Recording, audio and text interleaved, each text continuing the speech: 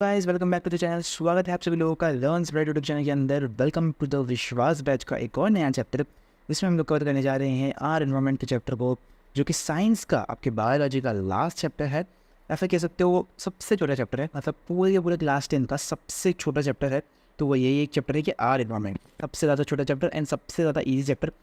मतलब कब हम लोग इस चैप्टर को कब हम लोग इस चैप्टर को स्टार्ट करेंगे एंड कब इस चैप्टर को ख़त्म कर देंगे पता भी नहीं चलेगा कि इतना ज़्यादा आसान चैप्टर है और इतना ज़्यादा इजी चैप्टर है। तो इस चैप्टर को स्टार्ट करने से पहले ना तुमसे कुछ चीज़ें मैं डिस्कस करना चाहता हूँ, जो कि इस चैप्टर से थोड़े अलग है। मतलब इस चैप्टर से रिलेटेड नहीं है ना, बट चैप्टर से अलग है थोड़ी सी चीज़ें। तो मैं तुमसे कुछ चीज़ें पूछना चाहता हूँ, तो उन चीज़ों के मेरे को जवाब चाहिए। ठीक है, अब देखो, हमने मैक्सिमम यूट्यूब पे क्या देखते हैं, हम लोग यूट्यूब पे ये चीज़ देखते आ रहे हैं, है ना। हम लोग यूट्यूब पे ये चीज़ देखते आ रहे हैं कि हम लोग को कोई भी टीचर अगर पढ़ा रहा है ना, आपको क्लास 10 के लिए कोई भी टीचर पढ़ा रहा है, तो वो मैक्सिमम टाइम्स आपको पीपीटी से पढ़ाता है ना। हर एक टीचर आपको पीपीटी से पढ़ाता है या फिर कोई पीडीएफ से पढ़ाता है ना। तो सबकी टीचर का पढ़ाने का अलग अलग तरीका है।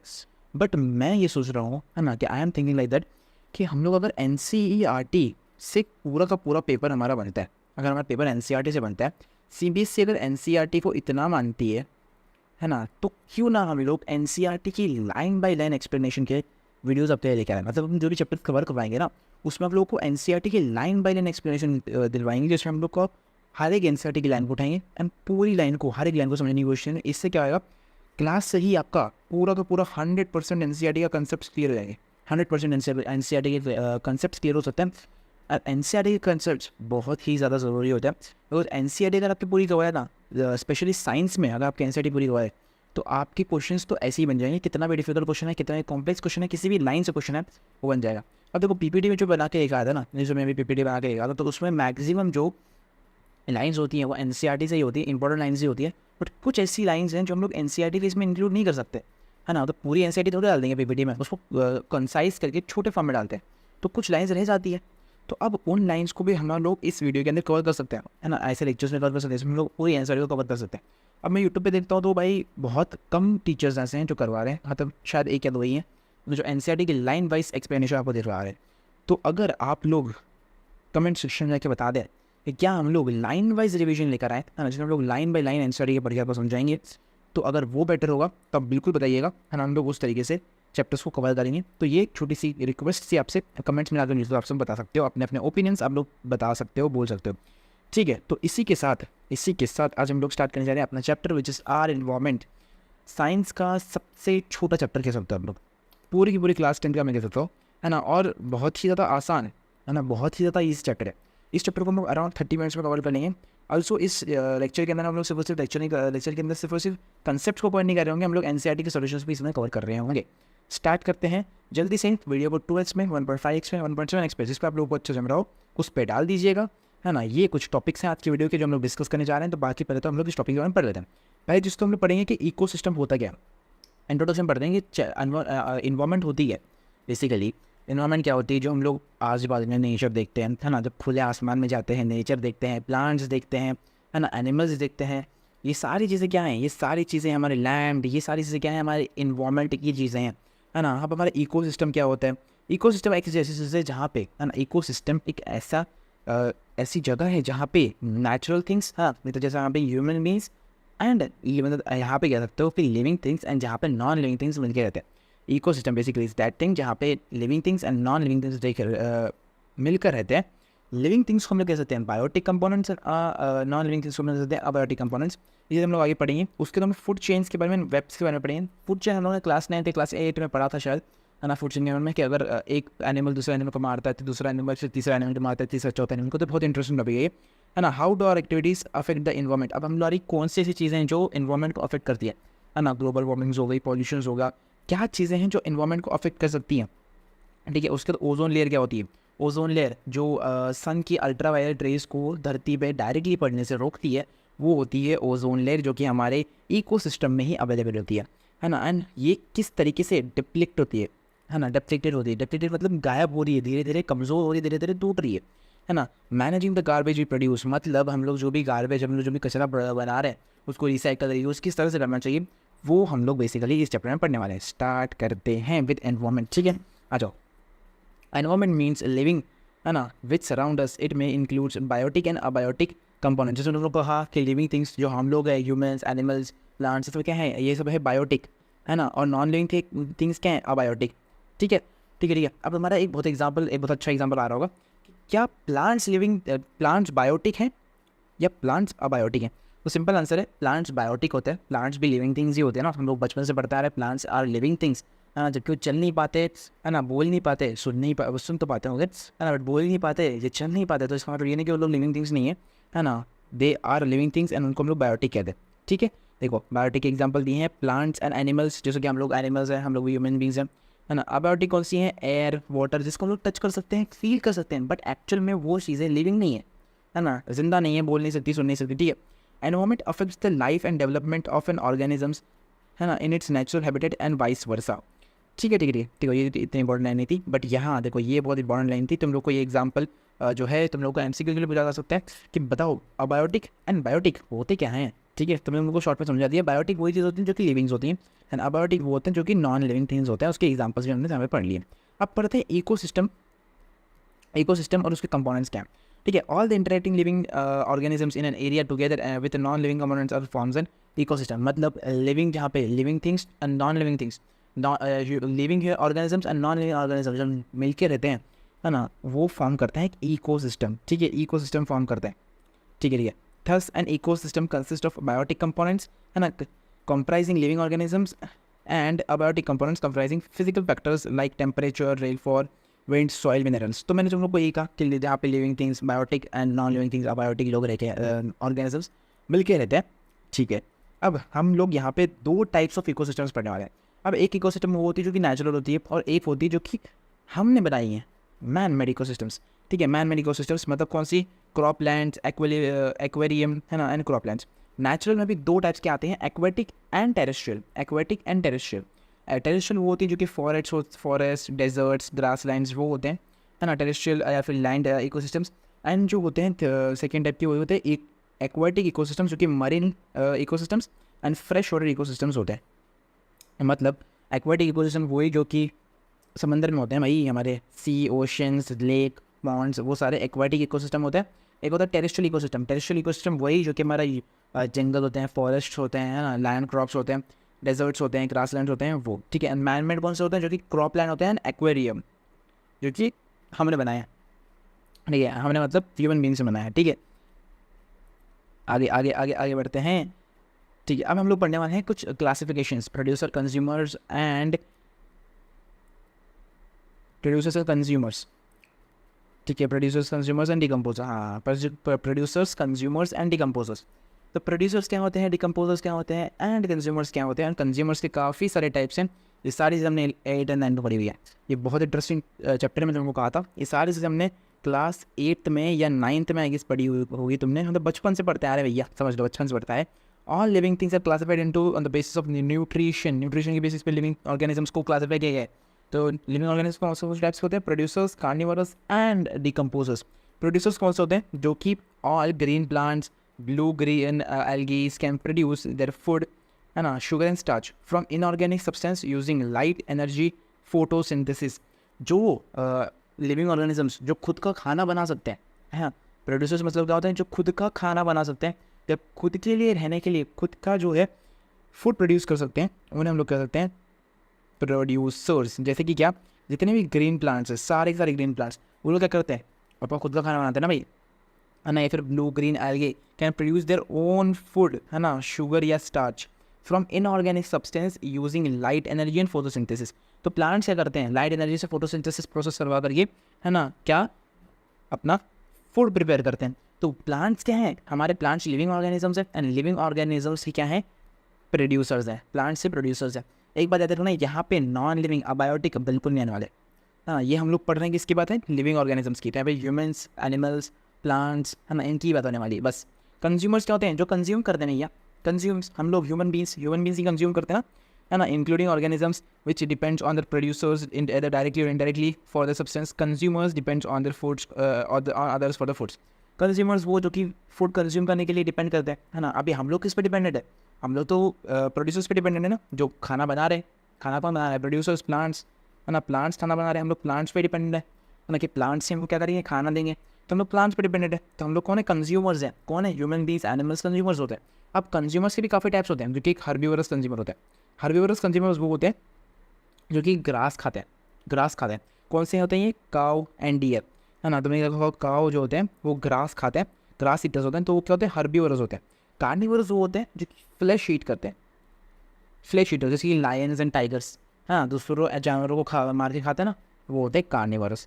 ठीक है। पैरासाइट्स कौन से होते हैं, है ना, live and feed on the host body. ठीक है, live and feed on the host body मतलब किसी और जानवर को, या किसी जानवर जो मरा हुआ है ना, उसको खाते हैं, वो होते हैं parasites.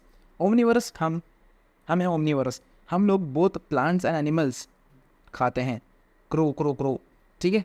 Feeds on both plants and flash, मतलब वेज भी होते हैं, नॉन वेज भी होते हैं। ह्यूमन बींग्स तो वेज भी होते हैं, नॉन वेज भी होते हैं।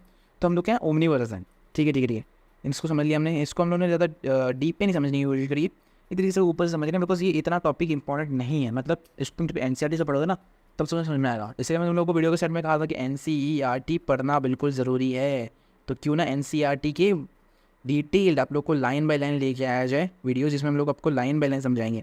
इसी रीज़न से तुम लोगों को लेने की कोशिश कर रहा, ठीक है। क्योंकि यहाँ पे मैं तुम लोग को PPT में तो पूरी की पूरी NCERT नहीं डाल सकता ना। तो भाई देखो, ये तुम लोग को कार्निवरस के लिए ना, कार्निवरस के लिए ये पूरी की पूरी चीज़ें बताई गई हैं, इतनी इतनी इतनी इतनी। तो ये पूरी PDF से मैं समझ नहीं कर सकता। तो ये PDF तो भाई 40 पेजेस की हो जाती आराम से। बट देन डिकम्पोजर्स क्या होते हैं, डिकम्पोजर्स होते हैं जो कि फंगीज और बैक्टीरियाज, है ना। हमने प्रोड्यूसर्स की बात की, प्रोड्यूसर्स में हमने बात करी प्लांट्स की, जो कि खुद का खाना प्रोड्यूस करते हैं, एंड हमने कंज्यूमर में किसकी बात करी, ह्यूमन बींग्स है, एनिमल्स की, है ना, जो कि खुद उस खाने को, है ना, प्रोड्यूसर्स पे डिपेंड होते हैं, प्लांट्स पे डिपेंड होते हैं, या डायरेक्टली या इनडायरेक्टली, लेकिन डिपेंड उन पे ही होते हैं खाने के लिए अपने। ठीक है, तो वो होते हैं कंज्यूमर्स। अब मर रहे हैं डिकम्पोजर। डिकम्पोजर्स क्या होते हैं, fungis and bacterias which break down decompose the dead plants animals complex compounds into the simpler ones. Thus decomposers helps in replacement of the natural resources. इसका मतलब क्या है, इसका मतलब ये है कि जो फंगी और बैक्टीरियाज होते हैं, है ना, जो कि डेड प्लांट्स के अंदर से डिकम्पोज होते हैं, है ना, वो एनिमल कॉम्प्लेक्स कंपाउंड्स बनते हैं, है ना, उसको animal complex compound simple compounds बनाते हैं, है ना, उसको कंज्यूम करते हैं। कौन थे, फंगीज एंड बैक्टीरियाज। ठीक है, ऐसे फंगीज या ऐसे बैक्टीरियाज जो कि डेड प्लांट्स को, है ना, डिकम्पोज करते हैं एंड उसके एनिमल कॉम्प्लेक्स कंपाउंड को सिंपलर वंस में बनाते हैं, है ना, और उससे जो है उसको फीड करते हैं। ठीक है, अब इससे क्या होता है, नेचुरल रिसोर्सेज पर रिप्लेसमेंट भी होती है ना, कन्वर्ट हो गया ना, तो रिप्लेसमेंट हो गई। देन डिकम्पोजर्स यहाँ पे भी बढ़ता है, decomposers feed on the remains of other animals, वही feed on the remains of other animals, है ना। Decomposers play an important role in ecosystems by digesting dead matters, they put nutrients back into the soil and making them available to the producers.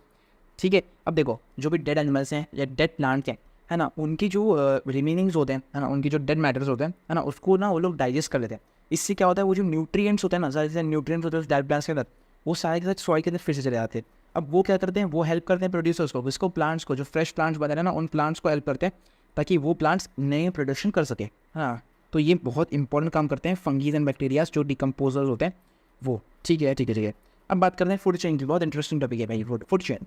Food chain is a sequence of living organisms in which one organisms consumes other organisms for the energy. ये तो हम लोग बचपन से पढ़ते आ रहे हैं, है ना।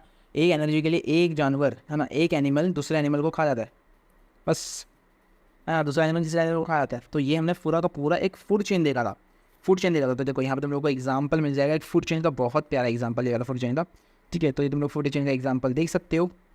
ठीक है ठीक है, देखो ये प्लांट्स है, प्लांट्स को कौन खाता है, डियर। डियर क्या करते हैं, प्लांट्स को खाता है। डियर क्या करते हैं, जंगल में आता है, भैया प्लांट्स को खाएंगे, प्लांट्स को खाता है। पीछे से आ जाता है टाइगर, लो भैया आ गया, उसको खा गया, है ना, उसको खा गया। तो ये क्या बनी, ये हमारी बनी एक फूड चेन। ठीक है, दूसरी फूड चेन कौन सी बनी, फ्लावर्स। फ्लावर्स पे कौन होते हैं, इंसेक्ट्स, है ना। फ्लावर्स पे कौन होते हैं, इंसेक्ट्स। इंसेक्ट्स होते हैं ना फ्लावर्स के ऊपर, हाँ, और उन फ्लावर के इंसेक्ट्स को कौन खाता है, फ्रॉग भैया जी, हमारे फ्रॉग भैया जी खा लेते हैं उसको, है ना। अब फ्रॉग भैया उनको खाते हैं, और फ्रॉग भैया जी जब उसको खा रहे होते हैं ना, तो पीछे से कौन आता है, पीछे से आते हैं हमारे स्नेक भैया।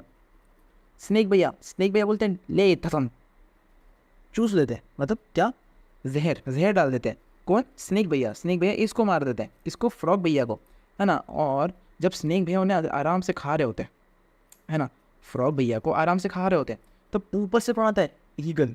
कौन आता है, ईगल आते हैं। देखो ईगल भैया नीचे, यहाँ पे स्नेक भैया है। ठीक है, ईगल भैया आ रहे हैं, उसको उठा कैसे ले गए। ठीक है, तो ये है हमारा सेकेंड फूड चेन।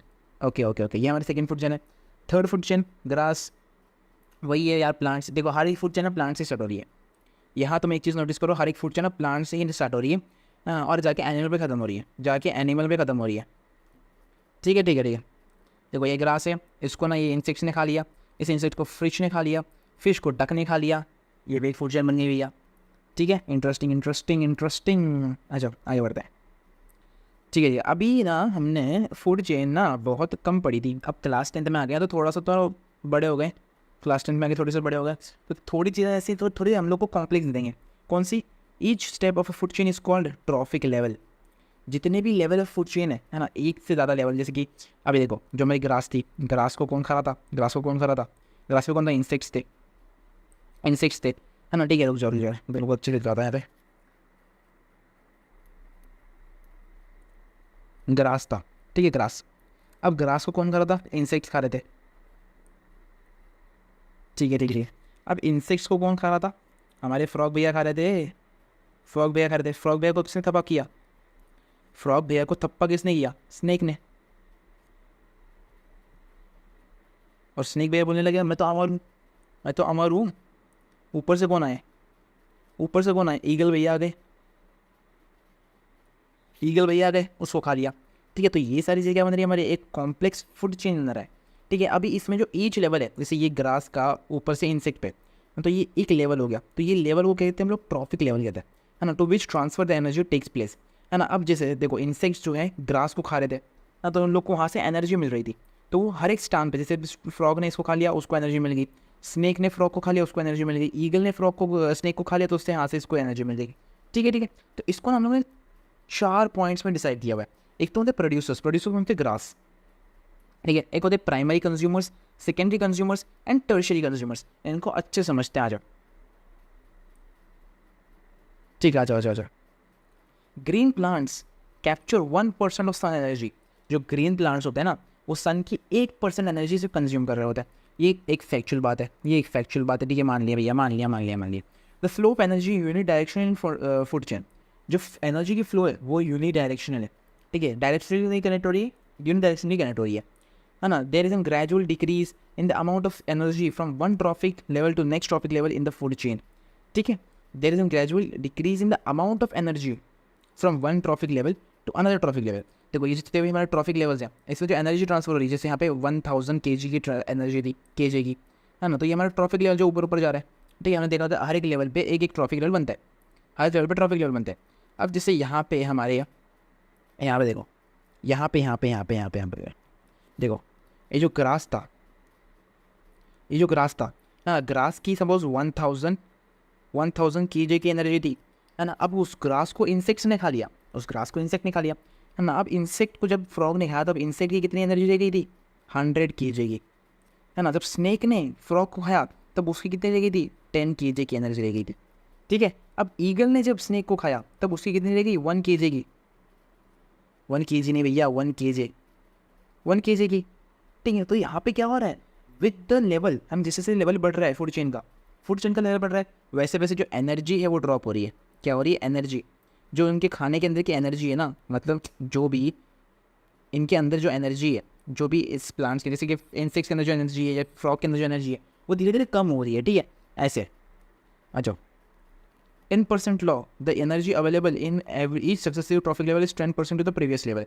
ठीक है, 10% ऑफ द प्रोड्यूसर, जैसे मैंने तुम लोग को समझाया वैसे ही कि 1000 kg थी, फिर 100 kg हो गई, फिर 10 kg हो गई, फिर 1 kg हो गई, है ना। अब इनकी किसको मिलती है? टेरेस्ट्रियल कंज्यूमर्स को। प्राइमरी कंज्यूमर वो होता है जो कि फर्स्टली कंज्यूम करते हैं, है ना। अब जो एनर्जी फ्लो हो रही है वो ऊपर की तरफ हो रही है ना, धीरे धीरे ऊपर ऊपर ऊपर कम होती जा रही है। ठीक, कम होती जा रही है। ठीक है धीरे। तो प्रोड्यूसर होते हैं जो कि एक्चुअल में प्रोड्यूस करते हैं। देखिए ग्रास, ग्रास हमारी थी प्रोड्यूसर, ठीक है, ग्रास। प्राइमरी कंज्यूमर जो उसको फर्स्टली कंज्यूम करता है, फर्स्टली कंज्यूम करता है। कौन था हमारे यहाँ पे? इंसेक्ट्स, रुक जाओ, इंसेक्ट्स। ठीक है, insects. Secondary consumer, secondary consumer जो उसको बाद में जो इंसेक्ट्स को खाता है, कौन? फ्रॉग भैया, फ्रॉग भैया थे। टेरेस्ट्रियल कंज्यूमर्स कौन होते हैं? जो कि लास्ट में आते हैं, है ना। अब फ्रॉग भैया को कौन खा रहे थे? स्नेक भैया खा रहे थे। ठीक है ठीक है ठीक है, आ जाओ यार, तुम लोगों में एग्जाम्पल के तौर में समझा दिया है ना। अब बात करते हैं फूड वेब की, जो फूड चेन से डिराइव हुआ है। The food chains are interconnected with each other forming a food web like pattern which is known as food web. सारे फूड चेन ना एक दूसरे से कनेक्टेड है ना, एक दूसरे से कनेक्टेड है, एंड इन कनेक्शन को हम लोग कहते हैं फूड वेब।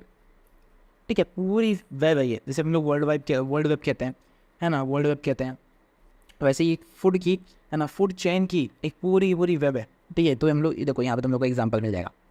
ठीक है, मिल जाएगा। देखो ये एक ग्रास को ना, ये इंसेक्ट खा रहे थे, इस इंसेक्ट को फिश ने खा लिया, फिश को कौन है भाई, ये नज़र भी नहीं आ रहा को, जो भी है। ठीक है, इसको किसने खाया, लाइन ने। अब देखो सब फूड चेन ना एंड किस पे हो रही है, देखो ये दो फूड चेन किस पे एंड हो रही है, हमारी टाइगर भाई सब पे एंड हो रही है, क्योंकि उनको तो कोई नहीं खा सकता, वो तो हमारे हैं। In a food chain one organisms may occupy a position in more than one food chain, and organisms can obtain its food from different sources and in turn may be eaten up by different types of organisms। मतलब एक organisms एक ही food chain पे नहीं होगा, एक organisms एक या दूसरा कोई एनिमल खा सकता है। अब ज़रूरी थोड़ी है, देखो टाइगर जो होता है, ज़रूरी थोड़ी कि टाइगर सिर्फ एक ही एनिमल को खाता है, टाइगर तो अनेक एनिमल्स को खा सकता है, जंगल का राजा है भाई वो, है ना, टाइगर लायन जंगल का राजा होता है ना। टाइगर जो है वो तो किसी भी खा सकता है, बिकॉज वो तो बहुत ज़्यादा शक्तिशाली होता है ना, he is full of powers, है ना, तो वो क्या कर सकता है, वो किसी को भी खा सकता है ना, तो वो एक एनिमल या एक से ज़्यादा एनिमल्स को खा सकता है। ठीक है, तो वो एक हायर लेवल ऑफ ऑब्टेन कर लेते हैं, ठीक है, फ्रॉम डिफरेंट सोर्सेज, है ना, मे और शायद आखिर में जाके वो किसी और का शिकार बन जाए। हाँ, मतलब एक पूरा जंगल ही चल रहा है भैया, है ना, जंगल में कैसा होता है उसी तरीके से। अब बात करते हैं ओजोन लेयर की। चैप्टर बड़ा छोटा है भैया, 30 मिनट में खत्म कर देंगे इस चैप्टर को, है ना, आराम से। इन्वायरमेंटल प्रॉब्लम्स, अब इन्वायरमेंट के क्या प्रॉब्लम्स हैं, उसको कैसे डील किया जा सकता है ना। Changes environment affect us and our activities change the environment around us, this leads to slow degradations of environment that arouse many environmental problems.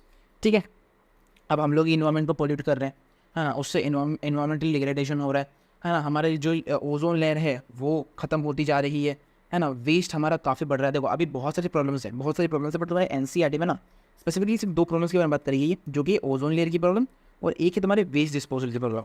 हाँ, जो भी तुम्हारा गार्बेज है ना, गार्बेज जो भी कचरा फेंक देते हो ना भाई रास्ते पे, नहीं फेंकना होता, है ना, उसकी बात हो रही है वेस्ट डिस्पोजल की, है ना। अब देखते हैं, पहले सबसे पहले चीज़ हम लोग बात करने वाले ओजोन लेयर के बारे में। ठीक है, अब पहले तो हम लोग ओजोन लेयर की बात करिए। ओजोन लेयर क्या है, ओजोन O3 शायद तुमने पढ़ा होगा 9th में भी। ठीक है, ozone layer is an largely found in stratosphere, है ना, which is a part of our atmosphere from 12 kilometres to 50 kilometres above sea level. अब सी लेवल जैसे देखो तुम्हारे यहाँ पे ये सी है मान लो, है ना, ये सी है, मान लेते हैं सी से 12 से 50 किलोमीटर, सॉरी 15 से 50 किलोमीटर तक रास्ता है ना, अगर ऐसे ऊपर जाओगे तो सी लेवल के ऊपर से। ठीक है, मतलब बहुत है ना, मतलब इतना भी नहीं है बट है। Ozone is an deadly poisons by the ground at a ground level.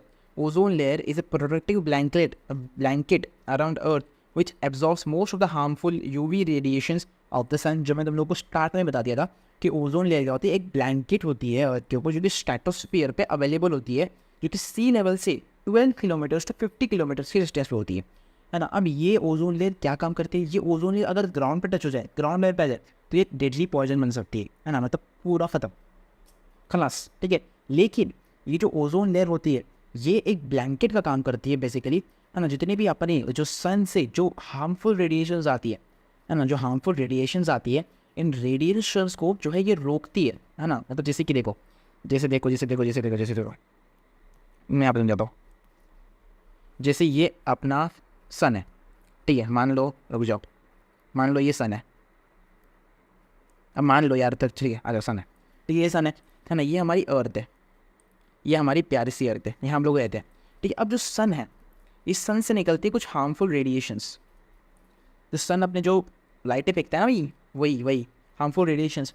अब अर्थ पे ना एक ब्लैंकेट है जिसको हम लोग कहते हैं ओजोन लेयर का ब्लैंकेट, ओजोन हम लोग कहते हैं ओजोन। अब क्या करता है ओजोन, क्या करता है बेसिकली, देखो जो भी ये सारी चीज़ें हमारी आ रही है ना, ये रेडिएशन बहुत हार्मफुल होती है, मतलब ह्यूमन लाइफ के लिए, ह्यूमन की स्किन के लिए बहुत हार्मफुल हो सकती है, या फिर एटमॉस्फेयर के लिए हमारी बहुत ज़्यादा हार्मफुल हो सकती है। बट ये जो रेज आती है ना, इसको ये ओजोन लेयर का कर दिए, है ना, ओजोन लेयर इसको ना रुका देती है यहाँ पे, है ना, और जो भी हार्मफुल रेडिएशन होती है ना उसको फेंक देती है बाद, है ना, बेसिकली। और अर्थ पे ना इतनी हार्मफुल रेडिएशन नहीं पड़ती। Just the reason is what, reason is the ozone layer. Reason क्या है, ओजोन लेयर। और अब हम लोग क्या कर रहे हैं, है ना, हम प्यारे से इंसान क्या कर रहे हैं, इस ओजोन लेयर को ख़त्म कर रहे हैं। अब हर साल थोड़ी थोड़ी गर्मी बढ़ रही है, ठीक है, जब भी सूरज आता है ना। अब भले ही बारिश का मौसम हो या भले ही ठंड का मौसम है, बट कुछ रीजन्स में ना अभी भी बहुत गर्मी लगती है, ठंडी में भी बहुत गर्मी लगती है ना। क्यों क्यों? बिकॉज ओजोन लेयर ख़त्म हो रही है भाई, ओजोन लेयर ख़त्म हो रही है। हर साल गर्मी इतनी क्यों बढ़ रही है? 40 डिग्री सेल्सियस, 35, 36 तो चल ही रहा है इंडिया में। क्यों इतना चल रहा है? Because of ozone layer. Ozone layer ख़त्म हो रही है भाई, है ना। अगर ओजोन लेयर इस तरह ख़त्म होती रही तो समझ जाओ फिर तो ठीक है, समझ जाओ। तो ये हम लोग को एक दिया हुआ है ओजोन लेयर के बारे में। अब कुछ बातें ओजोन लेयर के बारे में और बताई गई है, ठीक है। Ozone is formed as a result of following photochemical reactions. अब ओजोन का देखो इक्वेशन उन्होंने देख ली होगी, ऊपर क्या थी? O3। O3 कहीं से तुम्हारे देखो नज़र नहीं आ रहा, मतलब ऐसे समझ नहीं आ रहा तुम लोगों को O3 कहीं से बना हुआ है ना। O3 के आसपास कुछ एक O2 भी कुछ तो होता है ना, ऑक्सीजन। ऑक्सीजन भी तो कुछ होता है, तो वही तो बोल रहे हैं भाई, ऑक्सीजन तो वही तो बोल रहे हैं। जब ऑक्सीजन यूवी रेडिएशन से पास होता है तो वो 2 ऑक्सीजन छोड़ देता है, हाँ, splitting of the molecular oxygen. Oxygen क्या होता है? O2। जब वो यूवी रेडिएशन से पास ऑन होता है तो वो 2 अपने ऑक्सीजन को ना डिवाइड कर देता है। 2 ऑक्सीजन होते हैं उसको डिवाइड कर देता है, तो 1 ऑक्सीजन होता है। तो एक ऑक्सीजन जो ना, है ना, मतलब जो एक ऑक्सीजन होता है ये, है ना, वो रिएक्ट कर देता है विद अदर ऑक्सीजन एंड बनता है क्या? ओजोन। ओजोन लेयर बन जाती है। सिंपल सिंपल, समझा नहीं? आ जाओ समझाते हैं, आ जाओ आ जाओ आ जाओ, ठीक है, रुक जाओ, आ जाओ समझाते हैं। देखो जैसे हमारी ऑक्सीजन है, ठीक है ठीक है, देखो देखो देखो, ये हमारी ऑक्सीजन है ना। अब जब ये यूवी रेडिएशन से पास ऑन होती है, जब हमारी यूवी रेज पड़ते हैं तब क्या हो जाता है? ये गर्म बोलते हैं भाई, गर्म है, ठीक है, गर्म है। तो गर्म होता है ना। और उससे क्या होता है? मना करो, है ना। तो उससे क्या होता है? जब हमारी ऑक्सीजन है ना, O2 है, वो अलग अलग हो जाती है, सेपरेट हो जाती है ना। स्प्लिटिंग, क्या कहा उन्होंने? Splitting of the molecular oxygen, ठीक है ठीक है। तो उससे क्या होता है? जो हमारी ये O1 बची, है ना, ये अकेली O बची, अकेली ऑक्सीजन हमारी जो अकेली बची है ना, ये O, ये क्या करती है? किसी भी अदर ऑक्सीजन के साथ, बिकॉज एक से ऑक्सीजन अलग हुई ना, तो बाकी तो ऑक्सीजन रहेंगे, तो उस ऑक्सीजन के साथ रिएक्ट कर देती है और बनाती क्या है? O3, ठीक है। O1 + O2 is O3। Simple simple mathematics, right. तो वही क्या बनाती है? हमारी ओजोन लेयर बना देती है। समझा समझा समझा समझा समझा समझा समझा समझा समझा समझ गया सर, समझ गया बिल्कुल समझ गया। अरे बिल्कुल समझ गया, अरे इजी कॉन्सेप्ट है भाई, क्यों नहीं समझेगा। The decline of ozone layer thickness in Antarctica was first observed in 1985। अरे भाई साहब, and was termed ozone hole. अरे वाह वाह वाह वाह। देखो ओजोन लेयर थिक हो रही थी कब से? 1985 में देखा गया था पहली बार। कहाँ पे? अंटार्कटिका में, याद रखना। फैक्ट्स आएंगे, बिल्कुल आएंगे, क्यों नहीं आएंगे। अब क्यों भला क्यों हमारा ओजोन लेयर खत्म हो रहा है? जल्दी जल्दी पढ़ते हैं इसको, है ना। एक्सेसिव यूज़ ऑफ CFC क्या होता है? एक क्लोरोफ्लोरोकार्बन नाम का एक केमिकल होता है, जो कि तुम्हारे जो रेफ्रिजरेटर्स होते हैं उसमें अवेलेबल होता है। जब भी हम लोग फ्रिज खोलते हैं तो उसमें से निकलती है एक CFC, क्लोरोफ्लोरोकार्बन वाली गैस। और ये गैस क्या होती है ना, जाती है हवा में, उड़ता है फिर ऐसा करके वो हवा में जाती है और मिल जाती है किसके साथ? ओजोन के साथ, है ना। और उससे पोल्यूट करती है, ओजोन को ब्रेक डाउन कर लेती है। कौन सी गैस होती है? CFC, याद रखना है, ठीक है ना। Cost ozone depletion in the upper atmosphere, ठीक है। देखो या फिर फायर एक्सटिंग्विशर्स, हाँ, फायर एक्सटिंग्विशर भी इसका एक एग्जाम्पल होता है, उसमें भी यूज़ होती है ये, ठीक है। नाम क्या है? क्लोरोफ्लोरोकार्बन। अब देखो मैक्सिमम ना आजकल के रेफ्रिजरेटर्स, जो नए रेफ्रिजरेटर्स आ रहे हैं ना, उसमें ये नहीं है, ठीक है, उसमें नहीं है। रेफ्रिजरेटर्स का मतलब रेफ्रिजरेटर्स ही होते हैं यहाँ पे, है ना। अब रेफ्रिजरेटर्स में आजकल के फ्रिजर्स में नहीं आता ये, है ना, ये वाला सिस्टम नहीं है। CFC आता ही नहीं, अभी पहले आता था, ठीक है। In 1987 the United Nations environmental program, UNEP, याद रखो, ये सारी चीज़ें कंसेप्ट्स हैं, सारी चीज़ें फैक्ट्स हैं, इनको याद रखना पड़ेगा। अंटार्कटिका में फाइंड आउट होता 1985 में पहली बार ओजोन लेयर थिकनेस को, उसको नाम क्या दिया था? ओजोन होल, ठीक है। और 1987 में, हिस्ट्री तो यहाँ पे भी आ गई भाई, 1987 में UNEP, the United Nations environmental program, हाँ, ये एक फॉर्म हुआ था, है ना, in agreement to freeze CFC production in 1986 levels. It is mandatory for all the manufacturing companies to make CFC free refrigerators throughout the world। जैसे हम लोग को कहा कि आजकल नहीं बनते भैया CFC वाले फ्रिजेस, पहले बनते थे। देखो अब यहाँ पे कनेक्ट करो, डॉट्स कनेक्ट करो, देखो डॉट कनेक्ट करो। पहली चीज़ तो 1985 में एंटार्कटिका में ओजोन होल नाम का एक, मतलब फाइंड आउट हुआ था कि अंटार्कटिका में जो ग्लेशियर्स है वो पिघल रहा है, और ऑब्जर्व किया गया था 1985 में कि ओजोन होल उसका नाम दिया गया। उसके बाद 1986 में, कनेक्ट करो डॉट्स, कनेक्ट करो, आराम से हो जाएगा। 1986 में इस लेवल्स के ऊपर है ना आवाज़ उठाई गई। क्या उठाई गई? आवाज़ उठाओ, आवाज़ उठाओ, आवाज़ उठाओ, आवाज़ उठाओ, आवाज़ उठाई गई। ठीक है। एंड फाइनली इन 1987 में UNEP का एक प्रोग्राम निकला जिसमें CFC फ्री रेफ्रिजरेटर्स की मांग करी गई एंड पूरी हुई। ठीक है, आगे बढ़ते हैं। गार्बेज डिस्पोजल, हमने 2 टॉपिक्स पढ़ने थे। हमने पढ़ना था एक ओजोन लेयर के बारे में, हमने पढ़ लिया। हमें पढ़ना था गार्बेज के बारे में, हमें पढ़ा था गार्बेज के बारे में। हम पढ़ रहे हैं। ठीक है। गार्बेज डिस्पोजल है ना, industrialization and rise in demand of the consumer goods have created a major problems in the form of a wastage and disposals and the accumulation and its disposal, especially in the urban areas. The different methods of solid waste disposal commonly used around the world are, ठीक है, पहले ही हम लोग को एक ही paragraph में बता दिया गया कि गार्बेज कहाँ से प्रोड्यूस होता है, इंडस्ट्रियलाइजेशन से, या फिर जो मार्केट में डिमांड प्राइस हो रही है ना, प्रोडक्ट की डिमांड राइज हो रही है। डिमांड, ठीक है, डिमांड इकोनॉमिक्स की बात कर रही है हमें। ठीक है, डिमांड राइज हो रही है। अब डिमांड राइज होने से क्या हो रही है? लोग डिमांड कर रहे हैं, प्रोडक्ट सप्लाई हो रहा है, प्रोडक्ट मैन्युफैक्चर हो रहा है, प्रोडक्शन बढ़ रहा है, प्रोडक्शन बढ़ रहा है, मतलब उस प्रोडक्शन से होने वाले वेस्ट बढ़ रहे हैं, अब उस प्रोडक्शन से होने वाले जब वेस्ट बढ़ रहे हैं तो उन वेस्ट को यहाँ पे प्रॉपरली डिस्पोजल नहीं किया जा रहा है ना, फेंक दिया जा रहा है। कहाँ पे? रिवर्स में, या तो रिवर्स में, या तो सी में डाला जा रहा है ना, या फिर उन्हें लैंड्स में फेंका जा रहा है ना, प्रॉपर तरीके से उसका डिस्पोजल नहीं हो रहा। ठीक है, अब कैसे करना है डिस्पोजल, बात करते हैं। अच्छा, चैप्टर खत्म हो? अरे रे, उसका डिस्पोजल कैसे करना है? फिर सबसे पहले तुम लोग रिसाइकल कर सकते हो।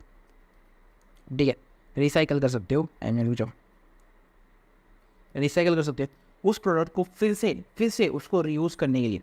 मतलब एक प्रोडक्ट अगर ख़राब हो गया, एक प्रोडक्ट है अगर वो ख़राब हो गया है ना, उसको यूज़ नहीं कर सकते, तो उसको फिर से उस मेथड से ले जाओ, प्रोडक्शन करो उसकी, है ना, उसको रिसाइकल कर लो।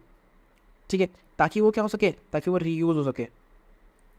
ठीक है, बेसिकली हम लोग इस तरह से पढ़ने वाले हैं। The different methods of solid waste disposal commonly used around the world are. ठीक है, इतनी चीज़ हमने पढ़ ली। Thank you so much. इसी के साथ हमारा चैप्टर यहाँ पे समाप्त हुआ, खत्म। इसके अलावा इस चैप्टर में कुछ भी इंपॉर्टेंट चीज़ नहीं है जो मेरे को लगी नहीं है इस PDF में आनी चाहिए, PPT में आनी चाहिए। तो ये इतना ही हमारा चैप्टर था, आधे घंटे का चैप्टर था, खत्म हो चुका।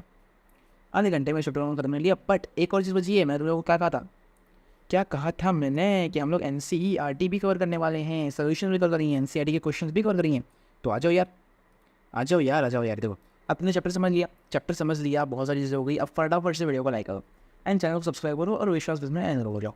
बिकॉज इस तरीके के तुम्हें लेक्चर्स मिलने वाले हैं, बहुत सारी चीज़ें मिलने वाली। क्या क्या चीज़ें मिलने वाली विश्वास बैच के रिलेटेड, और तुम लोग को डिस्क्रिप्शन बॉक्स में लिंक मिल जाएगी। हाँ, नीचे डिस्क्रिप्शन में जाओ, वहाँ तुम लोग को एक लिंक मिल जाएगी उस वीडियो पे जाके क्लिक करो, उस वीडियो को देखो, तुम लोग को समझ में आ जाएगा कि तुम लोग क्या क्या चीज़ें लेने वाले हो। विश्वास बैच में तुम लोगों को क्या क्या चीज़ें मिलने वाली हैं। अभी क्लास 9 के लेक्चर्स आ नहीं रहे, है ना। लोग बोल रहे थे कि क्लास 9 के लेक्चर्स आ नहीं रहे, क्यों नहीं आ रहे? तो क्लास 9 के लेक्चर्स बहुत जल्दी आएंगे। ठीक है, बहुत जल्दी हम लोग क्लास 9 के लेक्चर्स लेके आने वाले हैं। बट हम लोग सोच रही चीज़ तो बोर्ड्स पे फोकस करना चाहते हैं, तो इस रीज़न से हम लोग अभी थोड़ा उसके लिए वेट कर रहे हैं। ठीक है। अब हमने चैप्टर पढ़ लिया, हमने कंसेप्ट समझ लिए,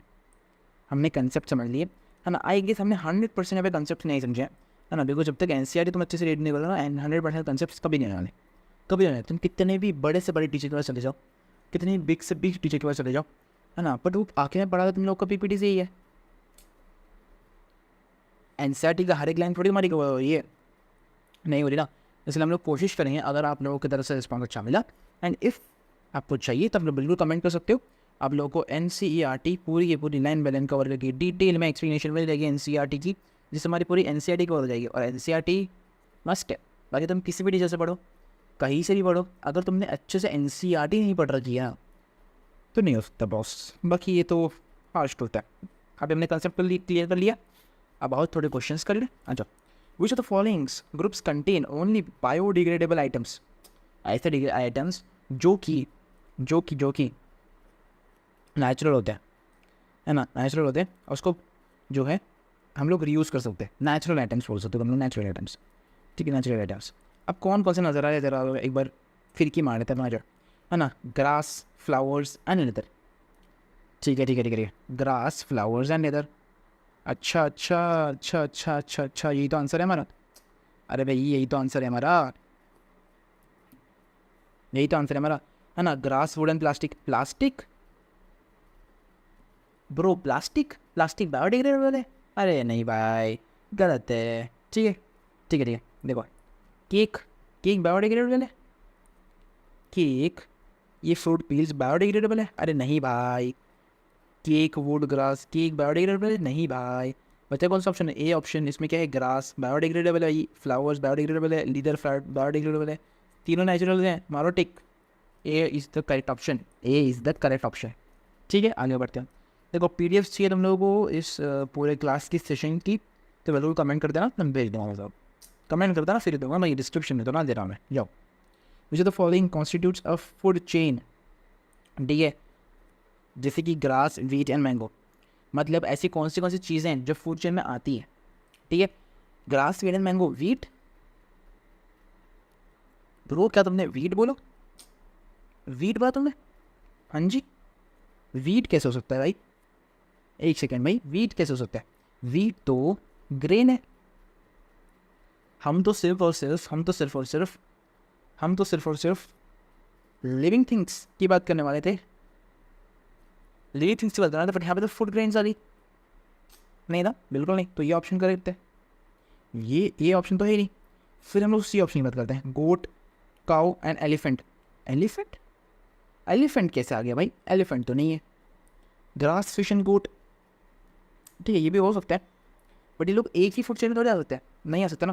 तो एक फूड चेन में क्या आ रहा है? ग्रास, ग्रास को गोट ने खाया, और बाकी जो भी नॉनवेज हैं वो समझ गए बाकी जो भी नॉनवेज हैं वो समझ गए कि बंदे किसको खाया। ठीक है चलो, तो B option is the correct option. मारो भैया टिक मारो, चलो आगे बढ़ता। मुझे तो following sir environmental friendly practices. Environmental friendly practices कौन सी? Carrying cloth bag to buy purchase in the while shopping. अरे तो प्लास्टिक से तो अच्छा ही है, अरे प्लास्टिक से तो बहुत बेटर है क्लोथ वाला बैग। बिल्कुल डन डन, करेक्ट है, करेक्ट ऑप्शन है। Switching off unnecessary lights and fan, electricity बच रही है भैया। इलेक्ट्रिसिटी की वेस्टेज जो होती है ना आजकल बहुत होती है, अच्छा ऑप्शन है भाई, ये यूज़ करो बिल्कुल। Walking to school instead of getting your mother drop you on her scooter. Scooter मतलब पेट्रोल जलना बच हो गया। अरे पेट्रोल नहीं जल रहा, पैसे बच रहे हैं, उसके साथ इन्वायरमेंट भी फ्रेंडली रह रहा है, तो ये भी ऑप्शन कहीं सही है। और तीनों ऑप्शन कैसे सही बोल सकते हैं भाई हम लोग? तीनों ऑप्शन थोड़ी सही लगा सकते हैं, नहीं लगा सकते ना। तो हम लोग को नीचे ऑप्शन दिया है ना भाई, ऑल द बो, मारो टिक, दिया है ना ब्रो, तो मारो टिक मारो, चलो हो गया। इतनी हमारी MCQs थे। ठीक है देखो, what will happen if we kill the organisms in one trophic level? एक ही ट्रॉफिक लेवल पर सारे ऑर्गेनिजम्स मार दो, क्या होगा? If organisms in one trophic are killed it will be disturb the ecosystem of the organism in next trophic level और not from food. अच्छा ठीक है, ऐसे समझ में आया तुम लोगों को, मैं तुमको समझा देता हूँ। देखो अगर तुमने एक ट्रॉफिक लेवल पे मार दिया, जैसे देखो जैसे अभी कौन थे हमारे? ग्रास थे, ग्रास, उसको किसने खाया था? इंसेक्ट्स ने उसको किसने खाया था? फ्रॉग ने। अब हम लोग अगर इंसेक्ट्स को गायब कर दें यहाँ से, इंसेक्ट्स को ही गायब कर दें, तो फ्रॉग खाएगा किसको? अरे भैया फ्रॉग किसको खाएगा? तो फ्रॉग किसको खा नहीं पाएगा? फ्रॉग नहीं खा पाएगा, तो फ्रॉग को भाई खाने वाला कौन? स्नेक पुकारेगा, है ना, स्नेक पुकारेगा। अब स्नेक पुकारेगा तो हमारा ईगल पुकारेगा। ठीक है, पूरी फूड चेन डिस्टर्ब हो जाएगी इससे। देखो क्या पढ़ो फिर से। If organisms in one trophic level are killed, it will be disturb the ecosystem of the organisms in the next trophic level and will not have food to eat. Simple. वही तो कहा मैंने। आ जाओ। Will the impact of removing all the organisms in one trophic level will be different to the different trophic levels? Can the organisms of one trophic level be removed without the causing any damage to ecosystems? बिल्कुल यार, बिल्कुल एक bike से नहीं करने वाला। अगर हम लोग दो ट्रॉफिक सिस्टम्स हैं एंड ट्रॉफिक लेवल से, एक ट्रॉफिक लेवल से लोगों को रिमूव कर दें, तो क्या दूसरे ट्रॉफिक लेवल पे कुछ असर पड़ेगा? तो बिल्कुल पड़ेगा यार। Will the impact of removing all the organisms in trophic level will different to the trophic for different trophic levels? Yes बिल्कुल the impact will be different for different trophic levels. Removing any organism trophic level cause damage to ecosystem.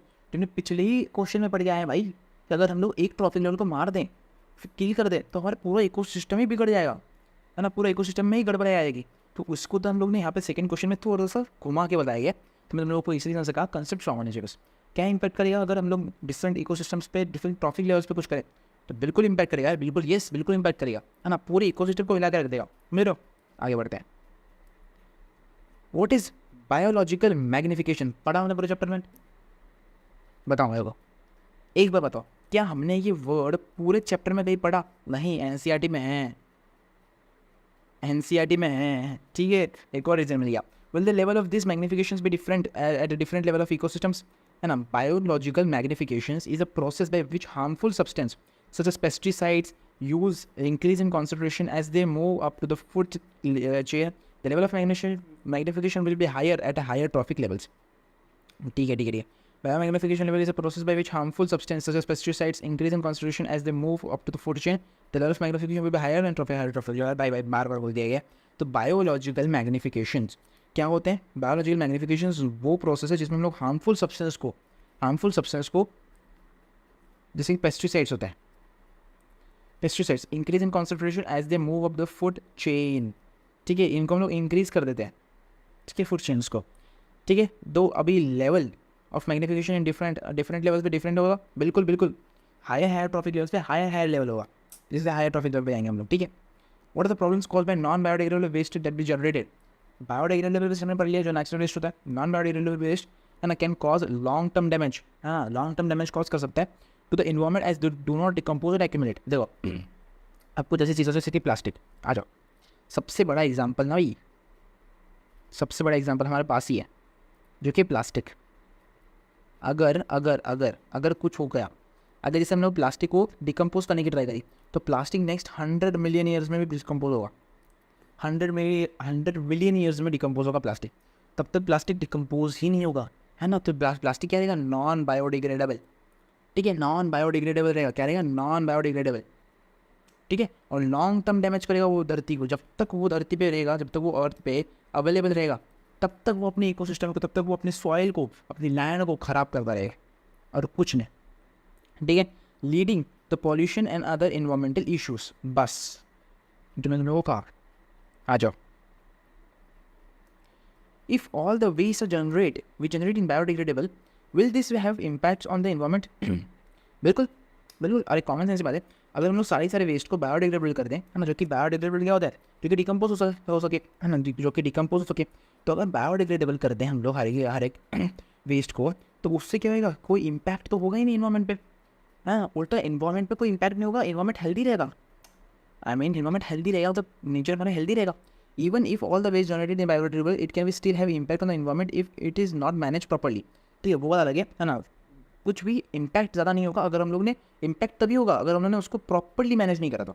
For example, excessive weights can leads to an over use of decomposers, ठीक है, which would disturb the ecosystem balance. अगर हमने उसको properly manage नहीं किया था, मतलब सही चीज़ है ना, चीज़ सही है कि हम सारे वेस्ट को बायोडिग्रेडेबल कन्वर्ट कर दें, बट ना अगर हमने इसको प्रॉपरली मैनेज नहीं करा ना, तो पूरी तरह से ख़राब हो जाएगा, ठीक है। जैसे कि अगर हमने एक्सेसिव वेस्ट यूज़ करा, है ना, तो वो डिकम्पोजर्स को खराब करेगा, ठीक है, ठीक है, ठीक है। आगे बढ़ते हैं।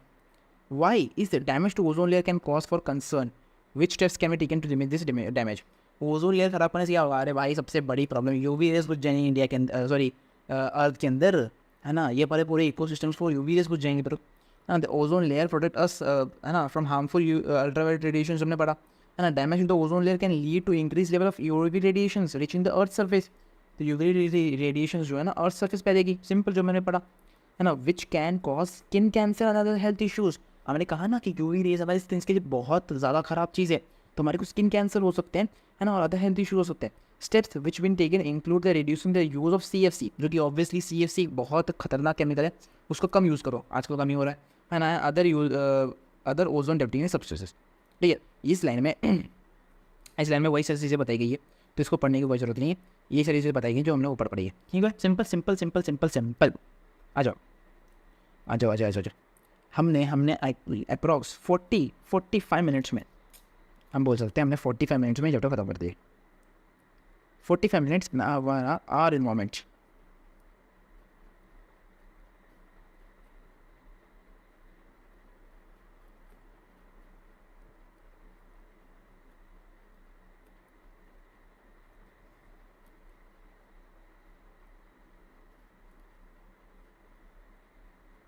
चैप्टर एंड्स, मतलब हमारा चैप्टर खत्म हो चुका है। है ना। हमने आर एनवायरमेंट को मात्र 45 मिनट से मैं खत्म कर लिया। होप सब लोगों को वीडियो पसंद आई होगी। अगर आप लोगों को लेक्चर पसंद आया तो बिल्कुल लाइक करना, अपने दोस्तों के साथ, फ्रेंड्स के साथ, सभी में शेयर कर दो भाई, फैला दो इस वीडियो को, ठीक है। अच्छा लगा होगा, होप सो तुम लोग को सच में अच्छा ही लगा होगा लेक्चर। अगर तुम्हें सब चीज़ें समझ में आई हैं तो बिल्कुल कमेंट्स में कर देना, ठीक है। बाकी मिलते हैं हम लोग किसी और नई वीडियो के अंदर, नए लेक्चर के अंदर। अभी हम लोग नेक्स्ट कौन सा चैप्टर लेकर आए और क्या वो लेक्चर को हम लोग पीपीटी से ही करवाएं या फिर एनसीईआरटी से करवाएं, है ना। मैं सोच रहा हूँ कि एक चैप्टर को एटलीस्ट एनसीईआरटी से कवर करवा के दिखाऊंगा हम लोगों को, बिकॉज हम लोग उसमें क्या करने होता है, हमारी प्लानिंग ये है बेसिकली कि अगर हम लोग एक चैप्टर कर रहे हैं, जैसे कि हम लोग एक चैप्टर कर रहे हैं यहाँ पे, है ना, तो हम लोग सबसे पहले क्या करेंगे, उस जो भी पैराग्राफ में या उस जो भी पेज में जो भी चीज़ें तुम लोगों को कंसेप्ट बताया होगा ना, तो तुम लोग को साइड वाइज ऐसे ब्लैक बोर्ड पे, जो हमारा ये बोर्ड है ना, इस बोर्ड पे तुम लोग को अच्छे से मैं सबसे पहले उस कंसेप्ट को समझाऊंगा विथ एग्जाम्पल्स उस कंसेप्ट को समझाया जाएगा। एंड देन हम लोग उसको ना, उसी कंसेप्ट को फिर एनसीईआरटी के लैंग्वेज समझेंगे ताकि तुम लोग को अच्छे से समझ में आ सके चैप्टर, ठीक है। तो बताना कैसा प्लान है हमारा, है ना। बाकी तो तुम्हारी मर्जी है भाई, हाँ, तुम जैसे बोलोगे वैसे हो जाएगा, ठीक है। बढ़ते हैं, बाकी ख़त्म करते हैं इस लेक्चर को, है ना। Thank you so much. अगर हमने यहाँ तक ये लेक्चर को देखा है तो बिल्कुल तुम लोगों को समझ में आया ही होगा। बाकी मैं मिलता हूँ आपसे किसी अन्य वीडियो के अंदर। तुम्हारा bye, good bye, thank you.